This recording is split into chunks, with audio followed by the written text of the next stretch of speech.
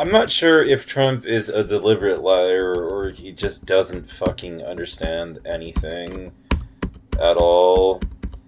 The Atlantic came out with a story today why Trump thinks he can walk away from the Strait of Hormuz. And so it starts the oil shocks in the 1970s forced traumatic austerity on Americans. Some gas stations had long lines. The fuel was rationed based on whether a car's license plate was even or odd. The White House Christmas tree went unlit. Daylight savings time was imposed year round. The fuel crisis that America's war in Iran has unleashed is far larger. The biggest oil shock in history, an estimated 3 times the disruption caused by the Arab oil embargo. Iran has effectively cut off the Strait of Hormuz, though 1/5 of the oil's liquefied natural gas flowed until recently. So I wanted to say, as I produce this, you shouldn't really care who I am, what I've done with my life or any of that stuff as I make this. All that really should so much count is whether I'm right or whether I'm wrong. You can look up the stuff that I'm about to say as I'm after I read this, and yet, unlike in the 1970s, America is now an energy superpower, largely insulated from the economic pain caused by its action, which instead are being borne by Asia, and will soon reach Europe. The dynamic is like a psychology experiment played out on a global scale. America can administer shocks to other countries without feeling much pain itself. The man at the control panel is Donald Trump. The president, a lover of leverage, not only understands America's allies are bearing the brunt of his actions, he's reveling in it. In his primetime speech from the White House on Wednesday, Trump said that the strait's closure was not an American problem. And this is where he makes one of his biggest lies or strategic errors, as he quotes, the United States imports almost no oil through the Hormuz Straits and won't be taking any in the future. The reality is that it imports plenty from the Hormuz Straits and will be taking lots in the future. The president could not be more tragically misinformed about this one. As far as he was concerned, all the suffering countries could simply fix the problem themselves. Build up some delayed courage, the president said. Go on the strait and just take it, protect it, use it for yourselves. He went on, when the conflict is over, the strait will open up naturally. It will just open up naturally. No, God, this is delusional. In other words, best of luck. The next day, the lack of a clear American plan led to the strait caused stock market declines and oil prices to shoot up nearly 8%. Now, this is all errant on Trump's part. Either it doesn't understand the oil market, which is one possibility, or he's deliberately lying about it, which is another. But either way, he's dead wrong about what he said in that primetime address.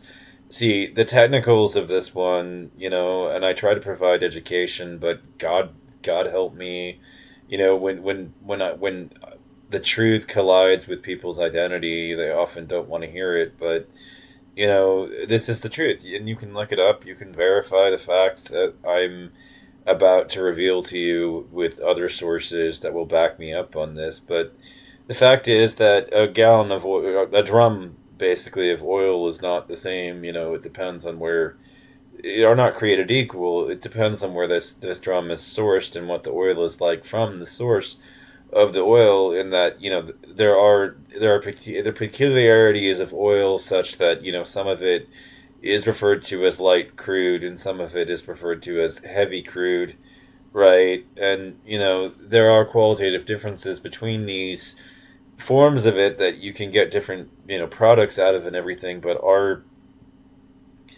whole system is set up, where our refinery, oil goes through a process that's much like distillation, where you use the boiling point of a particular substance to separate them and purify them, to separate other components that have you take it like a mixed substance and extract from that substance something else and separate it from other chemicals that are mixed in with the compound substance. With distillation, you get a burner and everything, and you essentially it turns the temperature up to the boiling point, and only some of the stuff will basically separate as a result because of the differences in boiling temperatures and everything, but we have refiners that do that run a similar, not the same process, to separate out our oil into products. Like even kerosene is still being produced via these methods out of the oil and everything, even though its uses these days are much lesser than they were historically. And so out of oil comes a bunch of different products that come out of it. And we have refiners, right, in the United States, but those refiners are not set up ultimately to process light crude. And what is the source of light crude? Where does it come from but fracking? The truth of the matter is that the United States has oil producers, right? But these oil producers are producing for their own profits and not for the national interest. They don't act in the interest of the American public. Now you can gain exposure to them if you invest in stock, but if you invest in the companies that are doing it, sure, you can gain some benefit from it. But if you're not exposed to them, if your money isn't exposed to them in that way, you really don't get any benefit out of this drilling that takes place. You don't experience any profits out of it, because all this oil that is produced via fracking is basically exported to other countries that have the refiners that are set up for light crude that we don't have. And for whatever reason, we are incredibly reluctant to build more refiners and more better refiners in this country and everything, because it's expensive. And the fact of the matter is that we can't use the gas that we frack away. And so Trump has this mentality. But see, Trump has this untruthy mentality, because if he can trick enough people into believing it, the Republicans have an advantage. If they can pull the wool over your eyes more effectively, then they can convince people to vote for them as a result of all this. But the simple truth is that our refiners are not set up to process light crude. So every time you hear a fucking politician talk about drill, baby, drill, they're trying to manipulate you. They're trying to make you think this is how we're going to become energy independent and everything, and that we're going to get this is going to save Americans on the price of gasoline. But the fucking simple truth about all of it is that it's not going to save Americans a fucking single cent at the gas pump. The only way to win in this situation is to invest in the oil companies. At least then you're making something as a consequence of the fact that the price of oil is higher to help offset the situation and hedge against it. But look at the fundamental reality. You're not gaining anything out of the you're not going to gain anything out of the fucking the, with the fact that we are fracking.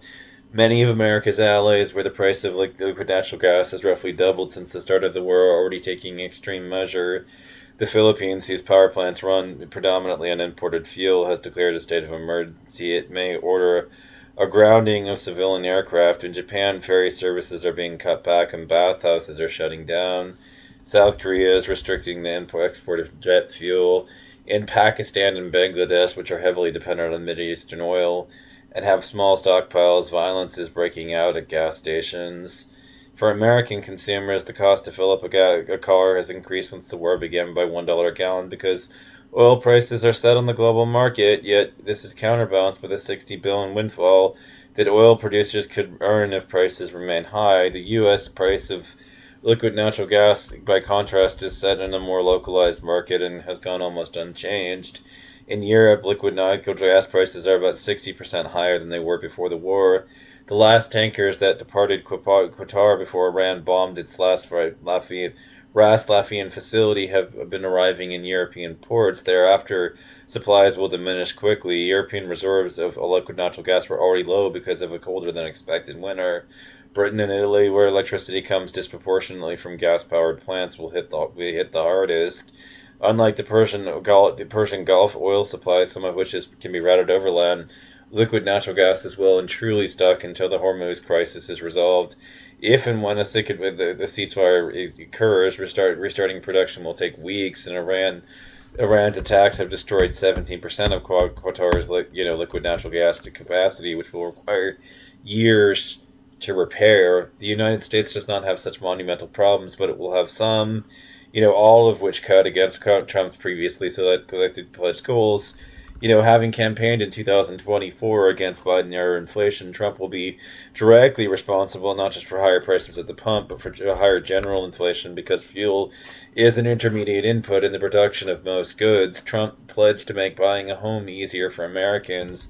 The average rate on a 30-year fixed mortgage has shot up by half a percentage point since the start of the war, and markets anticipate that the Federal Reserve will now be more hesitant to pursue expansionary monetary policy. Trump pledged to do right by farmers who had already been buffeted by his erratic Trump regime and Chinese retaliation, but because one-third of the world's fertilizer also transits through the Strait of Hormuz, farmers face greater cost that the spring planting season begins.